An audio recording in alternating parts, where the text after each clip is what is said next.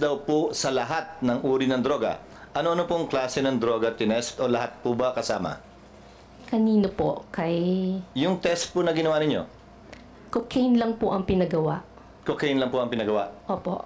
Hindi po kasama ang iba. Hindi po. Yung resultang yun po ba isinapubliko? Ano?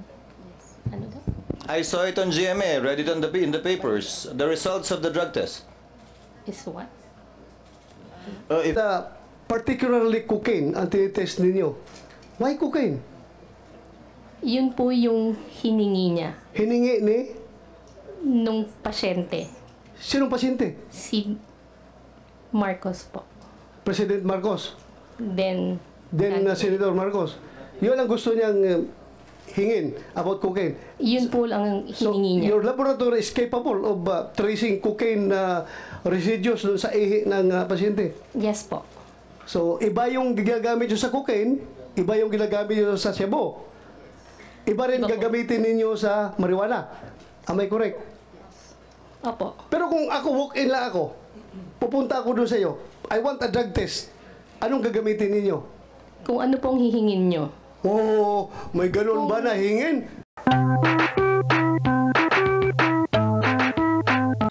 Pakinggan ko. That's why we have a hearing. Para pakinggan natin. Senator Jinggoy, before you continue, you want to say your... Okay. Say, please, Senator Mark, may opening statement ka? Okay, go ahead, Senator Jinggoy.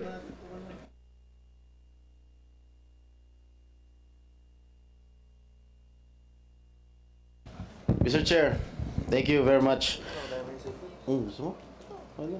Pwede natin unahin yung St. Luke's, baka habang hinihintay natin yung ating witness. Yes, unahin natin yung St. What Luke's. about St. Luke's? Anong tanong natin dito? Ha? Tungkol dun sa Drug time, test na? time ano? Yung 2 minutes na drug test. Yes. Sino yung nagsabi ng 2 minutes?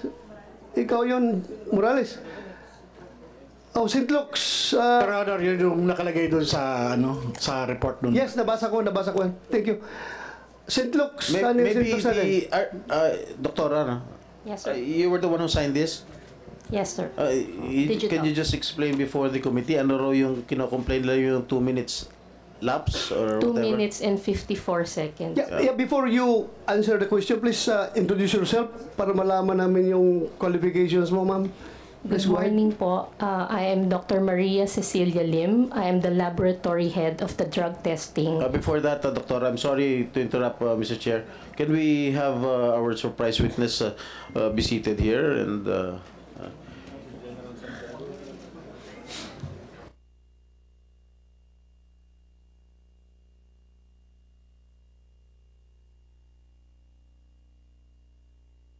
he is the former PDEA chief. Of course, you know him very well, Mr. Chair. Yes, in fact, another former PDEA chair here, PDEA Director General, General Kakdak, may former senior officer in the PNP. Kahit na may sakit siya, pumunta siya dito. Inoperahan siya sa likod, pumunta siya dito. So, thank you, sir, for coming over. Thank you. You did not let me down. Thank you, sir, for the invitation. And also, my upperclassman, the former officer of the PNP, General Pilisardo Serapio. Sir, thank you. Again, you didn't let your underclassman down. Thank you for coming over. Salamat, sir. Chairman, point Yes. of order, Mr. Chairman. Huh? Point of order. Yes, go ahead. Where do we start? With the surprise or... St. Luke's muna. St. Luke's muna. Please continue, ma'am. At saka yung... sige. Go ahead. Continue. St. Luke's. So, head po ako ng drug testing laboratory ng St. Luke's Medical Center, Global City. So, yung 2 minutes and 54 seconds po, kaya po talaga ng drug testing kit. Mabilis pong lumabas yung resulta. Yung mga sinasabi po nilang 5 minutes, yun po yung maximum time na i-allow namin na lumabas yung line ng drug test. Pag lumabas po yung linya, hindi na humawawala yun, negative na kayo. Pero yung naghihintay kayo na mag-a-appear yung linya, hanggang 5 minutes po yung maximum. So we can get Sorry po, 40 to 50 seconds, may resulta na po. Ano, 40 to 50 seconds, may resulta na. So yung doubt nila na 2 minutes so fast is not improbable and is not impossible. Correct, sir. Correct? Yes, sir. Okay, we May have the linya ba answer. lumabas, Doktora? Um,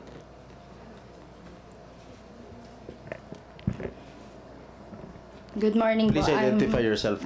I'm Jereza Reyes, the drug analyst from St. Luke's Medical Center, Global City. So, as the analyst po, yes, may lumabas po na line. So, sa drug test kit po natin, meron dun yung control line at saka yung line for the drug analyte. So, dun po sa resulta, may lalabas po dapat siya talaga na line as negative. Negative. Yes. Negative. Yes po. Alright. Will that satisfy everything? Mr. Chairman. Yes, Mr. Chairman. go ahead, Senator Escudero. Permission of Senator Jinggoy. On this point, Dr. Fernandez, and to Ms. Reyes, yung 2 minutes and 54, 57? 54. Ito yung oras na lumipas mula nung inilagay yung sample dun sa makina hanggang lumabas yung resulta. Tama po ba? Sir, hindi po makina. Ito po ay drug test kit na para pong pregnancy test kit or So, parang para ginaganon yung ka na? COVID. Hindi naman po. Ida-drop mo lang yung urine sa one end, tapos hihintayin mo na lang siya. So, wala hindi, po ito, makina. hindi ito yung kabuang proseso ng kinuha yung urine na 2 minutes lang. Yung transaction time po is the specimen collection. So, pag abot po nung sample, tapos gagawin na niya. At yung rule ng DOH, hindi pwedeng lumampas ng, Wala pong rule ng DOH. hindi pwedeng mas mabilis kesa, ano yung 5 minutong binabanggit niyo po kanina? Yung drug test kit po na ginagamit namin, hanggang 5 minutes po, pwede niyong basahin. Now, I remember the press con of then Executive Secretary, no, he was not yet Executive Secretary at that time, he was about to be, Vic Rodriguez. Sabi niya, tinest daw po sa lahat ng uri ng droga. Ano-ano pong klase ng droga tinest o lahat po ba kasama? Kanino po? Kay Yung test po na ginawa ninyo, cocaine lang po ang pinagawa. cocaine lang po ang pinagawa. Opo, Hindi po kasama ang iba. hindi po. Yung resultang yun po ba isinapubliko? Ano? Ano daw? I saw it on GMA, read it on in the papers. The results of the drug test. Is what? If I may Anong galing answer, po sa amin? if I may answer, Senator Cheese, this was widely publicized in 2021, if I may recall, if my memory serves me right. So it was publicized, ma'am. It didn't come from St. Luke's. It We do came not from know. the person tested. So, Mr. Senator Chis, yung drug test na ito na pinag-usapan na ito, yung sinabi ni Executive Secretary Rodriguez, this pertains to the drug test that you made on the former Senator Bongbong Marcos? Yes. Yung ba ibig mong sabihin? Yes. Opo. Yan yun? Opo. So, you said that particularly cocaine ang tinitest ninyo. Why cocaine? Yun po yung hiningi niya Hiningi ni nung pasyente. sinong pasyente? Si Marcos po. President Marcos. Then Senator Marcos. Yun ang gusto niyang hingin about cocaine. yun po lang ang So, hiningi niya. your laboratory is capable of tracing cocaine residues dun sa ihi ng pasyente. Yes po. So, iba yung ginagamit nyo sa cocaine, iba yung ginagamit nyo sa shabu. Iba rin Iba po. gagamitin ninyo sa marijuana. Am I correct? Opo. Pero kung ako, walk-in lang ako, pupunta ako doon sa iyo, I want a drug test. Anong gagamitin ninyo? Kung ano pong hihingin nyo. Oh, may ganun ba na hingin? Kasi lahat ng tao dito sa Pilipinas magpa-drug test. Hindi ba nagtatanong na i-test nyo ako sa cocaine? I-test niyo ako sa shabu? I-test niyo ako sa marijuana? Wala. Pupunta ako sa inyo, magpa-drug test para pag mag-negative, dalhin ko yung dokumento, nag-apply ako ng trabaho. Yun lang naman ang ginagawa natin. Hindi naman kami nagre-request sa inyo ng i-test niyo ako sa cocaine. I-test niyo ako sa shabu. I-test niyo ako sa marijuana. Hindi pupunta ako sa inyo. Please, conduct drug test. Oh, negative. Salamat. Dahil ko ito sa in-applyan ko na trabaho. Oh, wala ako ha, negative ako. Bakit in-specify na cocaine? Hindi. Sure ka? Usually po Cocaine kasi, ang hiningi ng pasyente ng panahon na yun? opo. Mr. Chairman. Okay. Mr. Chairman. Thank you. Go ahead, Senator Chis. Since you're a PNP chief and we have a lot of police officers here, pag nag-a-apply ako para sa LTAP o permit to carry, required po ako mag-drug test. Di po ba? Yung drug test po na nire-require ninyo, yung po ba ay para sa lahat din ng uri ng droga? O hindi po?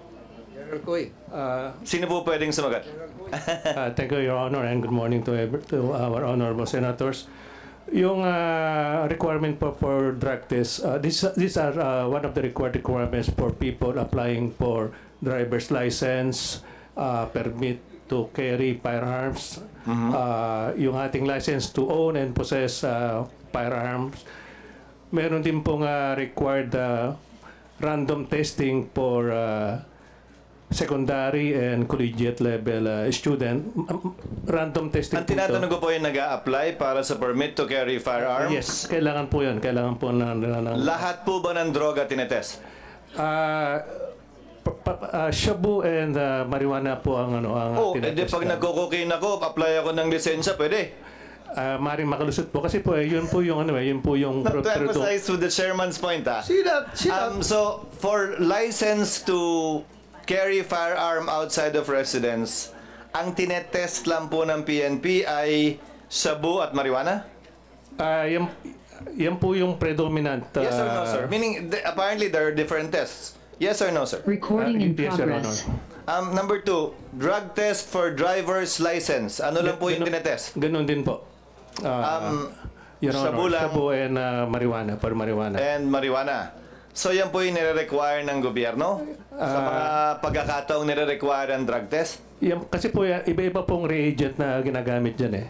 At itong shabu and marijuana being the predominant drugs na ginagamit natin, yan po yung marami na tayong reagents. Sir, saan po nakasulat yan? Na shabu and marijuana lang ang test natin? Wala naman po, pero yan po yung practice na ginagamit natin. No, on the part of PIDEA and especially on the part of the Dangerous Drugs Board, you are the part, especially the DDB, which is policy making. I think this fell into the cracks. Sino nagde-determine yung bumibili ng testing kits? Where is the policy coming from? Bakit sino nag-decide at nagsabing marijuana lamang at shabu? Meron pong dalawang test na ginagawa eh, yung screening and yung confirmatory. Pag nag-positive po yung sa first screening, ito po yung isa subject for confirmatory at Sir, dito po malalaman. Sir, I agree, sir, but my question is, where is it written na pag drug test required by government, whether for driver's license or for permit to carry firearm outside of residence, you only test for these two prohibited drugs? San po nakasulat yon? Sino nagbaba ng polisiyang yon? Sino nagdesisyon po nun? O nagkataon lang? Nakasanayan lang? Wala pong ganung policy. Yan lang po yung ginagawa. Siguro po dahil sa additional expenses kung gagamit pa ng reagent. Pero yun nga po, doon sa secondary testing po, doon sa confirmatory testing, dito po malalaman kung anong drugs yung na-detect doon sa initial screening. Perhaps there is another gap the good chairman and the committee can look into, Mr. Chairman. Why is it that it's only only the tests for shabu and marijuana is being used? Because clearly shabu and marijuana would be called the poor man's addictive drug, while cocaine would be the richer man's addictive drug. So, kahit pala sa testing, pinapaboran yung mayaman kumpara sa mahirap. Di ba dapat kung nagtitest tayo, gaya ng sinabi ni Senator Bato, lahat na. But the point I'm driving at, Mr. Chairman, is kung ang gobyerno namimili ng kung anong droga ang itetest, lalo naman siguro kung yung individual na magpapatest, kung anong babayaran niya. And I remember that time, I think this test was done in November, and issues were being raised with then candidate Bongbong Marcos that these issues were raised against him. That allegedly he was a cocaine user, and that's why at that time they conducted these tests to answer in light of the political, perhaps weather at that time, the issues being raised against him, although there is no legal requirement for a candidate to do a drug test.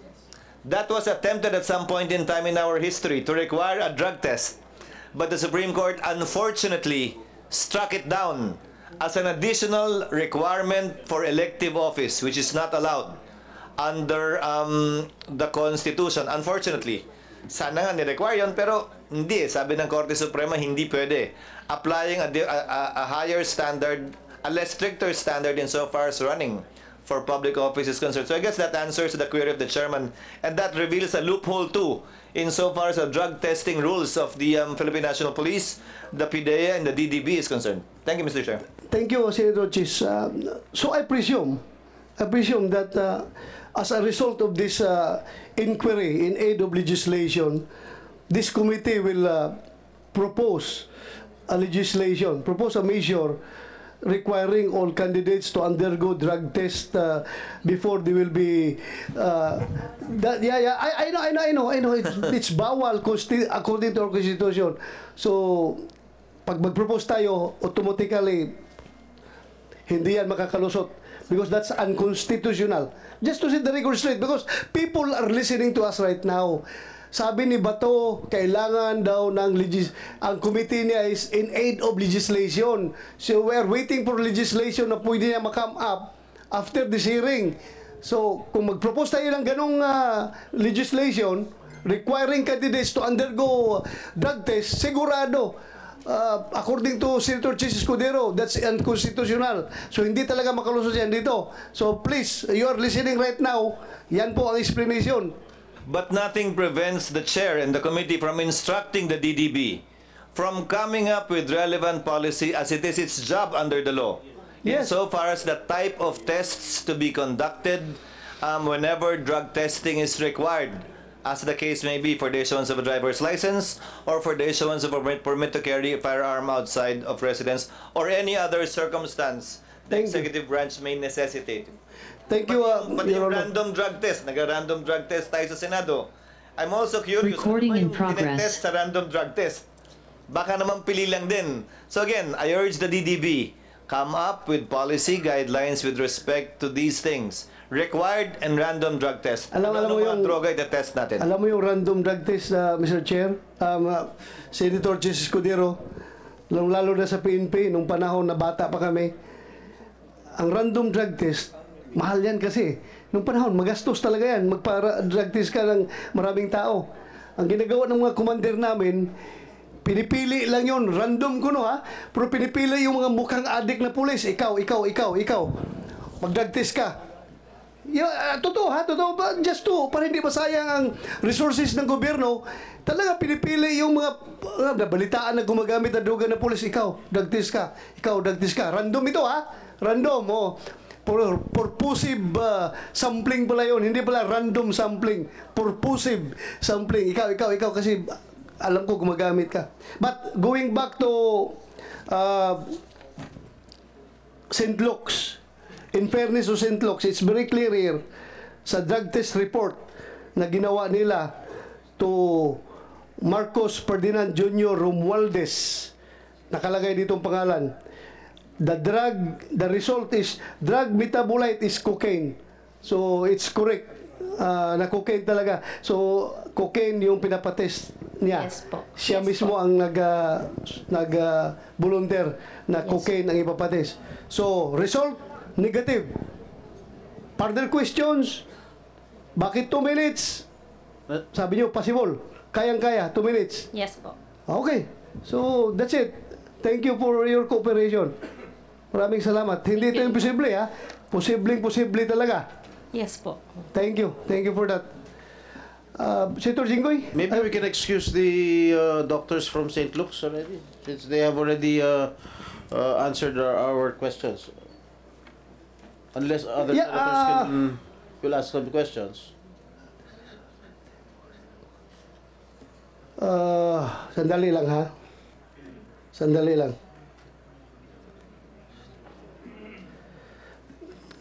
Okay.